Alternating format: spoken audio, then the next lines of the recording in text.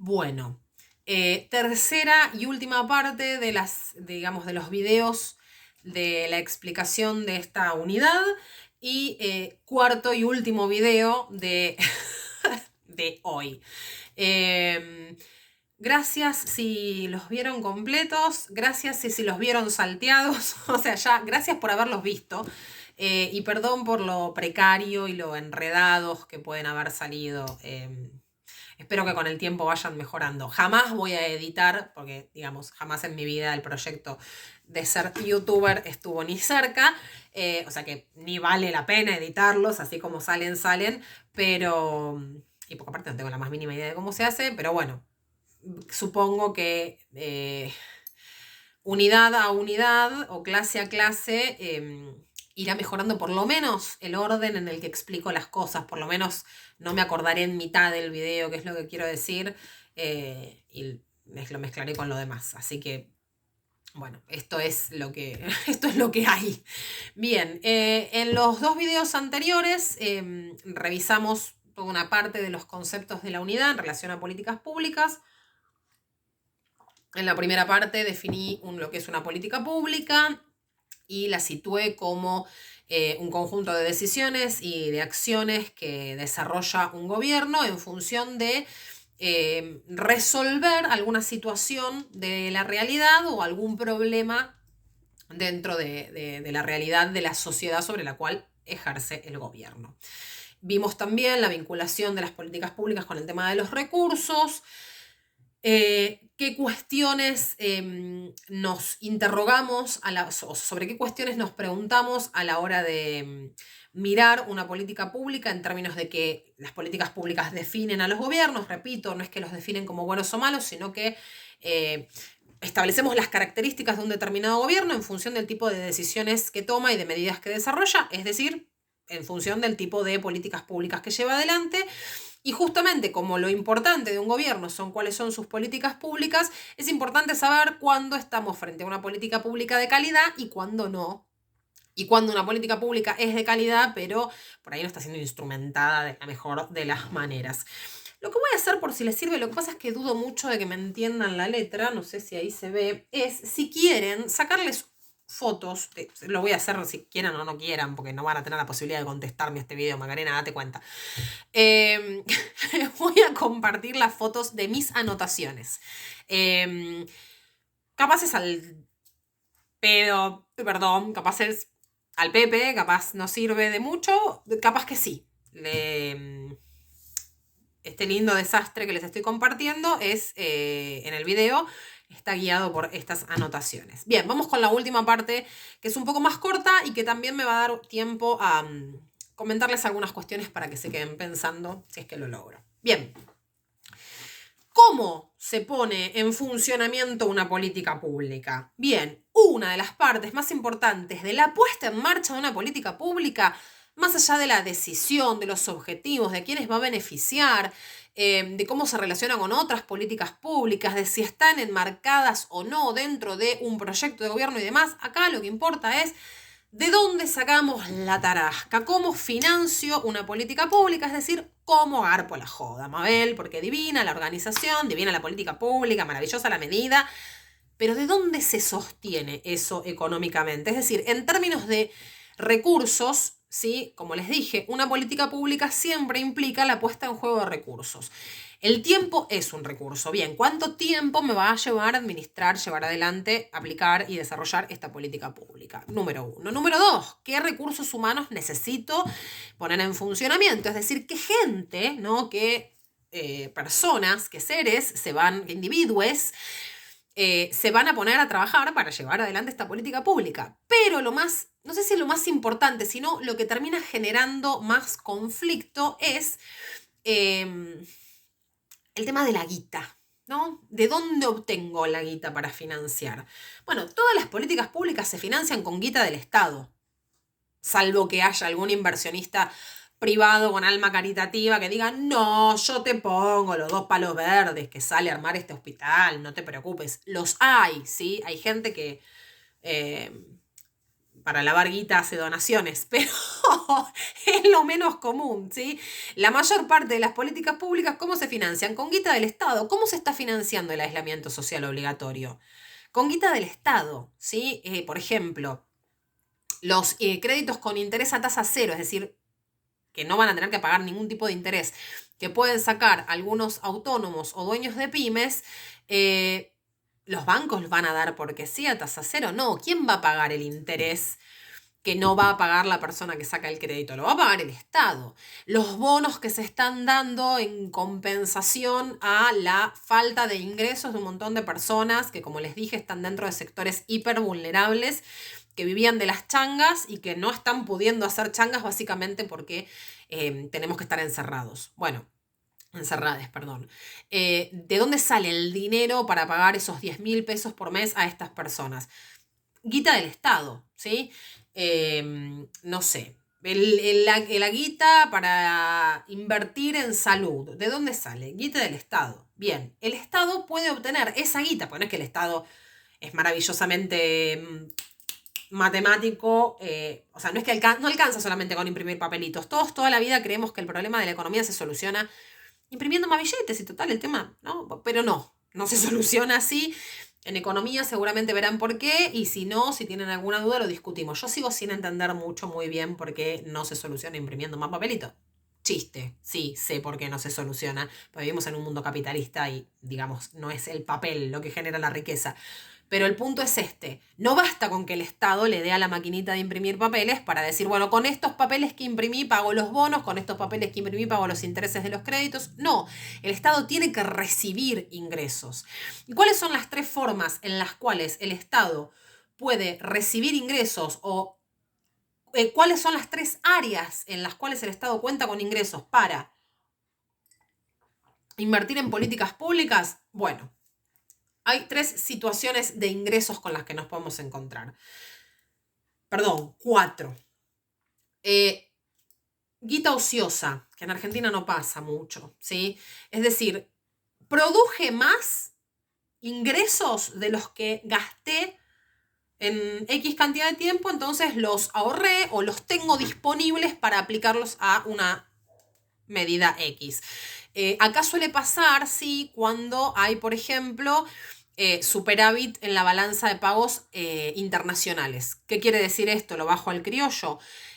Cuando hay un boom de las materias primas y Argentina logra beneficiarse de eso, termina resultando que nos entra más guita de la que gastamos. Y es como, ¡oh! ¿Qué pasó acá? Como cuando sus padres o yo, que soy adulte, llegamos a fin de mes y todavía tenemos plata. Es como, ¡oh! Mabel, ¿qué pasó acá? ¿De dónde salió esta plata? Como cuando, no sé si les pasó a ustedes, pero cuando se vuelvan adultos les va a pasar, revisás un jean que estás a punto de poner a lavar y sacás 100 pesos. Bueno, ahora 100 pesos no es nada, pero no importa. Sacás plata de ahí y decís, ¿dónde estaba esto? Listo, buenísimo, lo puedo gastar en escabio. Digo, lo puedo gastar en esto que tenía que comprar. Bueno, en el Estado pasaría más o menos así. De pronto hay un ingreso extra que está en situación ociosa, es decir, no se va a utilizar para pagar ninguna deuda. Y se invierte en políticas públicas, o se supone que en eso correspondería invertirlo. En Argentina, eso... Ay, espérenme que se me subió la gata a la computadora. Les dije, esperen que se me subió la gata a la computadora, como si ustedes fuesen a ver en el video toda la maniobra que acabo de hacer para bajar a la gata de la computadora. Esto es una fiesta, pero la verdad ya llevo 9 minutos hablando, no voy a empezar de vuelta el video. Bien, estábamos hablando entonces de las posibilidades de financiamiento con las que cuenta un Estado. Ingresos ociosos, en Argentina suelen no haberlos. La otra posibilidad, que es bastante común en Argentina, es, bueno, resto o saco guita de alguna otra política pública que en este momento no sea urgente, ¿sí? Por ejemplo, ahora en Argentina se está priorizando la guita que requiere sostener la situación de aislamiento en vez del pago de la deuda. Se está renegociando las condiciones de pago de la deuda en función de que la guita que Argentina, que pueda ingresar a Argentina, poca o mucha, se necesita para atender la situación que está planteando, ¿sí?, con sus aspectos negativos, esta pandemia y la decisión política de mantenernos en cuarentena, ¿sí? Entonces, Esa es otra de las formas de financiar una política pública, sacar recursos, ¿sí?, de financiación de alguna otra área de gobierno, es decir, restárselos a alguna otra posible política pública. La otra es crear impuestos, ¿sí? Además de los que, o sea, una de las principales formas, de hecho, la forma más importante de la obtención de recursos por parte del Estado es a través del cobro de impuestos, ¿sí? Todos sostenemos económicamente el Estado con el pago de nuestros impuestos. Uno de los impuestos más altos y también de los que más ingresos le generan al Estado es, por ejemplo, el IVA, el impuesto al valor agregado, que lo pagamos todos en absolutamente todo lo que consumimos, ¿sí? Desde un paquete de galletitas hasta un auto paga IVA, ¿sí? La posibilidad de aumentar los ingresos del Estado para poder financiar determinadas políticas públicas también puede ser a través del incremento de impuestos. Por ejemplo, está en discusión en este momento, hago un paréntesis y perdón, seguramente nos tome un videito más cerrar el tema. Vuelvo. Está, les decía, en discusión en este momento la posibilidad de crear un impuesto a las grandes riquezas, ¿sí? Que personas que superen, ahora no me acuerdo exactamente el monto, pero estamos hablando de millones de dólares, ¿no? Que superen X cantidad de millones de dólares, paguen, ¿sí?, durante X cantidad de tiempo de forma extraordinaria un 1% sobre el valor de sus riquezas en términos de impuesto a las grandes fortunas. ¿Para qué? Para financiar todas las políticas públicas que se están llevando a cabo en términos sanitarios y en términos económicos en esta situación excepcional de pandemia en la que estamos, ¿sí? ¿Está bien o está mal? Honestamente, para mí estaría perfecto, pero es mi opinión, ¿sí? No voy a decir si está bien o está mal, estoy diciendo lo que pienso yo. Me parece que los que más tienen deberían ser los que más colaboren, pero es mi punto de vista, ¿sí? No estoy queriendo influenciarles. No sabemos si está bien o está mal, eso depende de la perspectiva de cada uno, de cada une y del resultado que en definitiva esa política termine teniendo. Pero ahí tenemos otra posible fuente de financiamiento de las políticas públicas, la creación de impuestos, ¿sí? Y la otra, que en realidad es la más desagradable de todas y lamentablemente en muchos aspectos la más común, es el endeudamiento. ¿Cómo obtiene ingresos, cómo obtiene recursos un Estado, sobre todo como el de Argentina, a través de la deuda pública o la deuda privada, ¿sí? Pidiéndole guita a bonistas, a organismos internacionales de crédito, públicos o privados, el Fondo Monetario Internacional, el Banco Mundial o, no sé, el Banco de París, que es un organismo financiero internacional que es privado. Entonces, estas son las 4 fuentes de financiamiento de una política pública. Recursos ociosos, es decir, guita que está en el Estado que no estaba destinada a ningún fin en particular y que entonces se puede usar para una determinada política pública. Recursos que estaban destinados originalmente, o por lo menos en los planes, a una determinada cuestión y que se le restan a esa cuestión para sumar a esta otra medida, y eso tiene que ver con las necesidades del momento. El ejemplo que les puse, ¿no? Había una guita que estaba pensada para pagar la deuda y que ahora se va a utilizar o se está utilizando para sostener la situación económica en medio de esta pandemia. La otra es crear nuevos impuestos. También les puse el ejemplo de lo que se está discutiendo en este momento, ¿sí?, de nuestro país, de crear un impuesto a las grandes riquezas.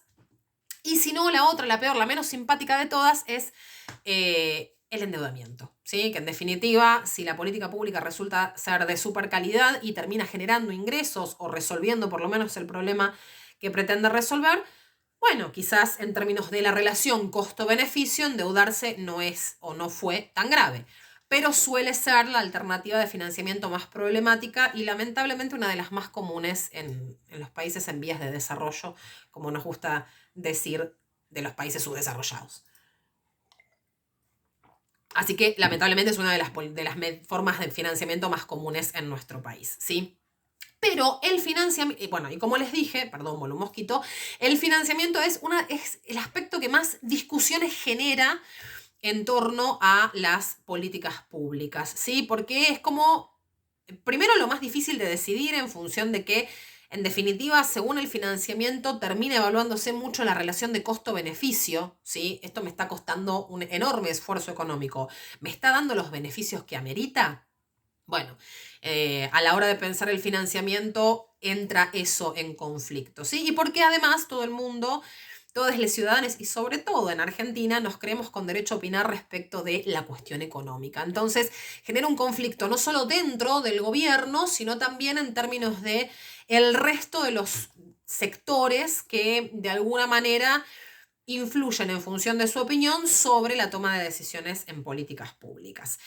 Y esto nos lleva a lo último con lo que quiero cerrar la unidad, que por eso digo que probablemente en realidad necesite un videíto más porque me parece que amerita que me tome el tiempo suficiente para comentarlo. Así que me voy a saltear. Antes de ir a lo último, voy a ir a esta cuestión de... ay, perdón que me tilde. Del el financiamiento como una de las etapas, ¿sí? Así como es una de las partes que más conflicto genera, forma parte del círculo de cómo se instrumenta una política pública. Y en ese sentido vamos entonces a repasar, habiendo hablado un poquito de financiamiento, cuáles son esas instancias por las que atraviesa una política pública. En primer lugar tenemos... si acabo de estornudar en el medio de un video, voy a cortarlo, perdón. Bueno, creo que este fue el video más accidentado de todos los que filmé, pero el que menos corté, porque no quiero volver a empezarlo porque me parece que vengo explicando con bastante claridad. Bien, había mencionado toda la cuestión del financiamiento y la problemática que genera, y eso me dio el pie para pensar un poco el tema de cómo funciona en el circuito completo de una política pública. Lo primero, la primera etapa, ¿sí?, de la implementación de las políticas públicas tiene que ver con la detección del problema, ¿sí?, el análisis de la situación en la cual se quiere aplicar una determinada medida de gobierno. En este caso, bueno, el problema no era muy difícil de detectar, estábamos en medio de una pandemia. La siguiente situación es definir, delimitar ese problema. Bien, ese problema, ¿qué situaciones problemáticas, valga la redundancia, genera? Bueno, me complica la cuestión de la salud, me complica la cuestión de la circulación de las personas, se me va a morir gente. Bueno, se analizan todos los efectos negativos que ese problema va a generar. La siguiente etapa es pensar las posibles soluciones, ¿sí?, y las posibles respuestas a esa situación problemática. Bueno, analizo todas las alternativas o la mayor cantidad posible de alternativas que me permitan resolver esta situación problemática y sus consecuencias negativas. Una de las variables que se analizó en esta situación fue justamente, bueno, cuarentena o no, ¿sí? Una vez que yo tengo, ¿sí?, enumeradas o consideradas, perdón, voy a hacer un pequeño cortecito de vuelta. Considerando la cantidad de accidentes que tuvo este video, tendría que haberlo empezado a filmar 57 veces, más o menos, pero viene fluyendo, así que no lo voy a cortar. Bien, detección del problema, definición del problema en términos de cuáles son las consecuencias negativas de ese problema, identificación de las posibles respuestas y soluciones que yo le puedo dar al problema, es decir, plantear la mayor cantidad de alternativas posibles que me permitirían a mí resolver de alguna manera ese problema. Es decir, bueno, ¿cuáles son todas las decisiones que podría tomar para resolverlo?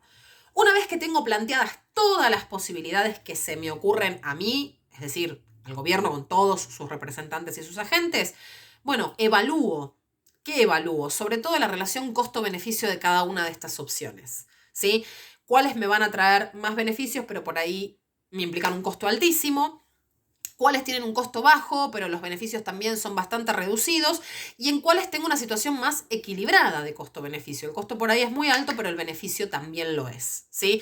En este sentido, no es que Alberto Fernández un día se levantó y dijo, gente, se queda todo el mundo en casa, acá se terminó. Estuvieron días, ¿sí? Y cuando se anunció por primera vez el aislamiento social obligatorio, allá hace como 30 y pico de días, horas discutiendo los gobernadores de las provincias,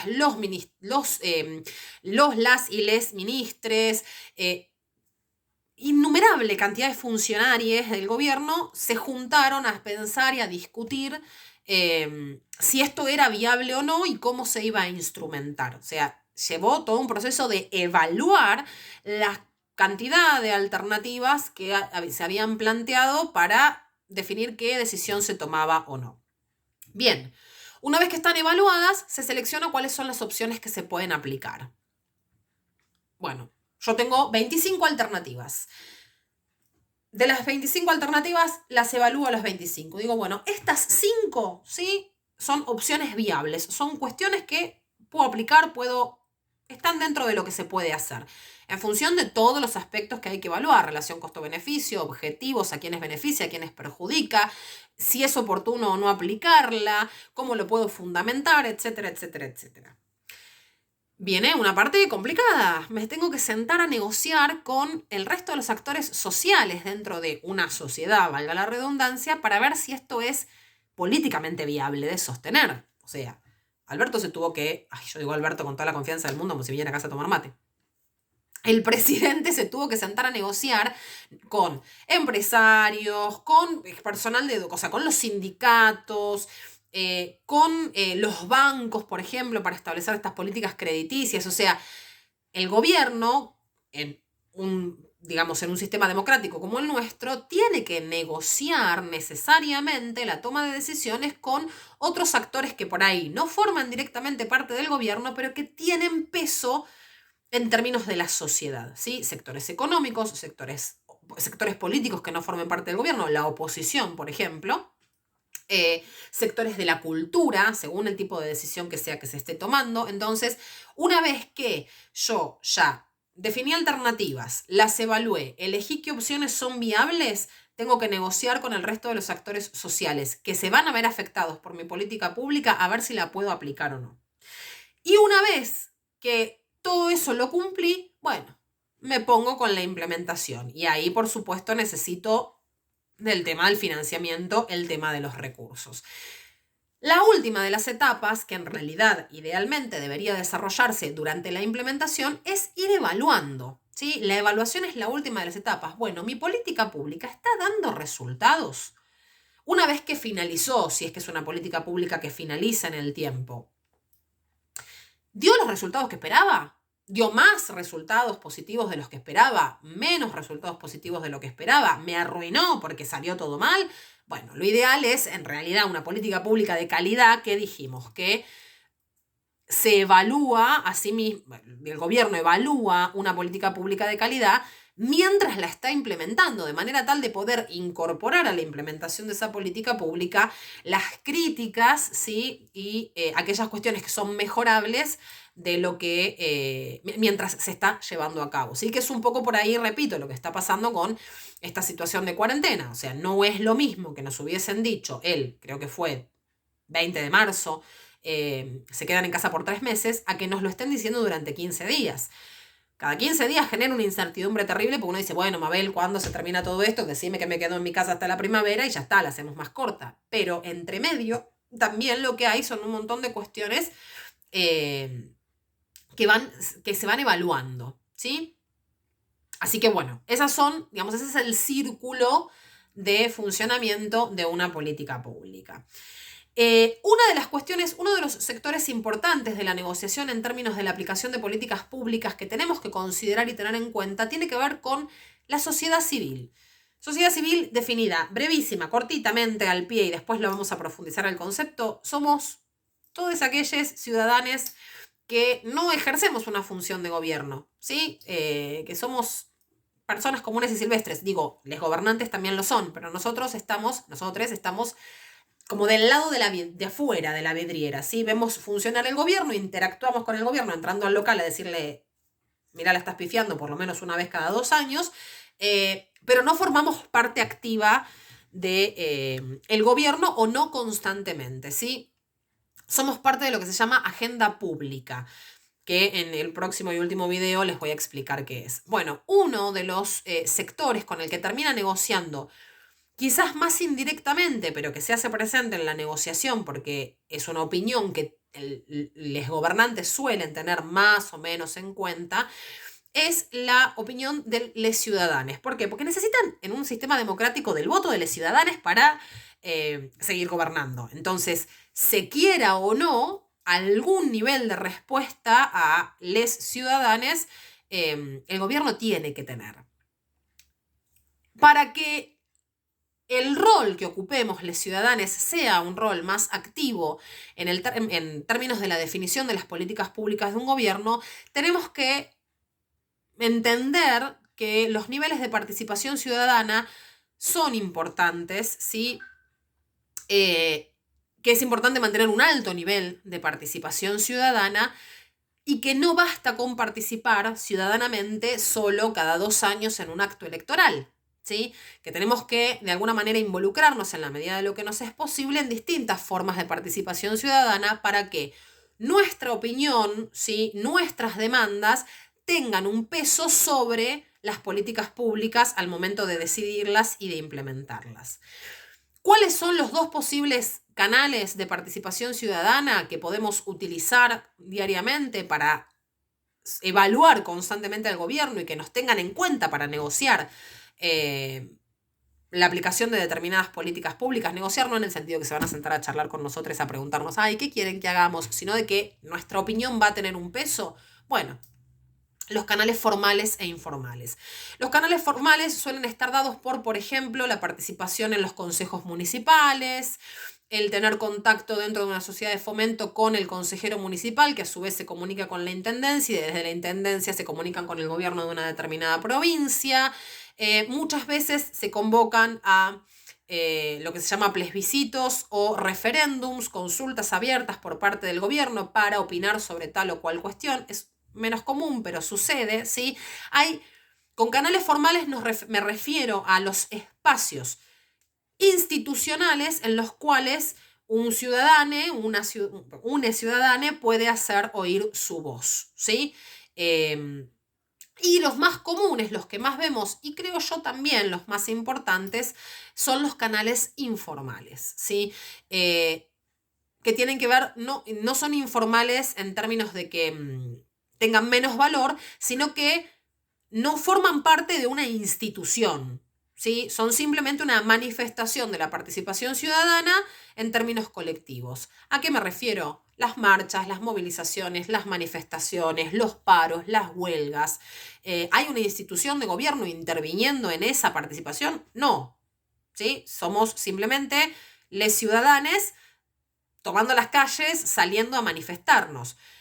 Un ejemplo concreto de cómo la participación ciudadana en un canal informal puede definir o por lo menos impulsar políticas públicas es el feminismo, chiques.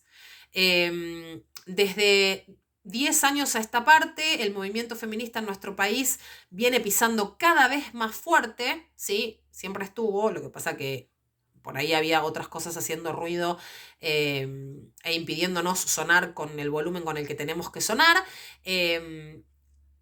Decidimos sonar y gritar cada vez más fuerte, ¿sí? Movilizarnos cada vez más, utilizar los medios que estuviesen a nuestro alcance para que nuestra participación ciudadana fuese cada vez más visible, y eso terminó derivando hoy por hoy en la creación del Ministerio de la Mujer y la Diversidad de Género. O sea, el nivel de participación de la ciudadanía dentro del movimiento feminista en un canal informal como marchas, movilizaciones, escraches, reclamos y demás, terminó generando que se abriera un Ministerio de la Mujer y de la Diversidad de Género, ¿sí?